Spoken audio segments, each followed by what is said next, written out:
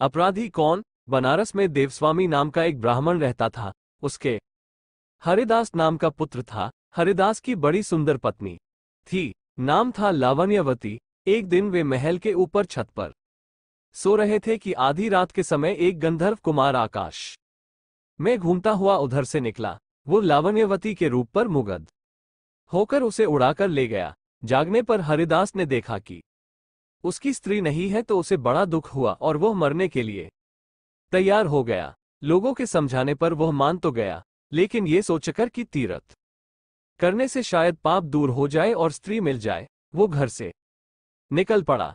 चलते चलते वो किसी गांव में एक ब्राह्मण के घर पहुंचा। उसे भूखा देख ब्राह्मणी ने उसे कटोरा भरकर खीर दे दी और तालाब के किनारे बैठकर खाने को कहा। हरिदास खीर लेकर एक पेड़ के नीचे आया और कटोरा वहां रखकर तालाब में हाथ मुंह धोने गया। इसी बीच एक बाज किसी सांप को लेकर उसी पेड़ पर आ बैठा और जब वो उसे खाने लगा तो सांप के मुंह से जहर टपककर कटोरे में गिर गया। हरिदास को कुछ पता नहीं था, वो उस खीर को खा गया। जहर का असर होने पर वो तड़पने लगा और दौड़ा दौड़ा ब्राह्मणी के पास आकर बोला, तूने मुझे जहर दे दिया है। इतना कहने के बाद हरिदास मर गया। पति ने ये देखा तो ब्राह्मणी को ब्रह्मघातिनी कहकर घर से निकाल दिया। इतना कहकर बेताल बोला, राजन, बताओ कि सांप, बाज और ब्राह्मणी, इन तीनों में अपराधी कौन है? राजा ने कहा, कोई नहीं। सांप तो इसलिए नहीं क्योंकि वो शत्रु के वश में था। बाज इसलिए नहीं कि वो भूखा था, जो उसे मिल गया उसी को वह खाने लगा। ब्राह्मणी इसलिए नहीं कि उसने अपना धर्म समझकर उसे खीर दी थी और अच्छी दी थी। जो इन तीनों में से किसी को दोषी कहेगा, वो स्वयं दोषी होगा।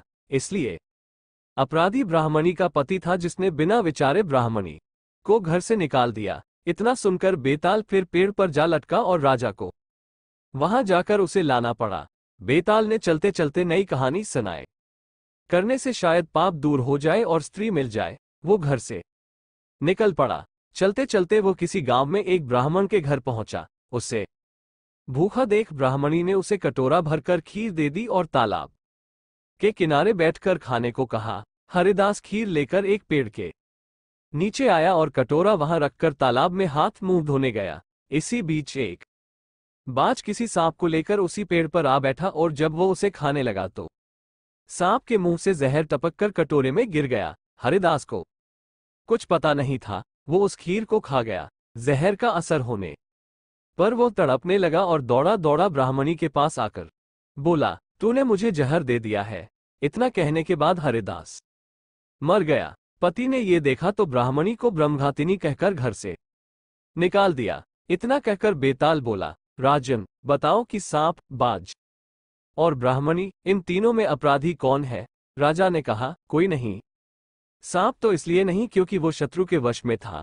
बाज इसलिए नहीं कि वो भूखा था, जो उसे मिल गया उसी को वह खाने लगा। ब्राह्मणी इसलिए नहीं कि उसने अपना धर्म समझकर उसे खीर दी थी और अच्छी दी थी। जो इन तीनों में से किसी को दोषी कहेगा, वह स्वयं दोषी होगा। इसलिए अपराधी ब्राह्मणी का पति था, जिसने बिना विचारे ब्राह्मणी को घर से निकाल दिया। इतना सुनकर बेताल फिर पेड़ पर जा लटका और राजा को वहां जाकर उसे लाना पड़ा। बेताल ने चलते चलते नई कहानी सुनाए।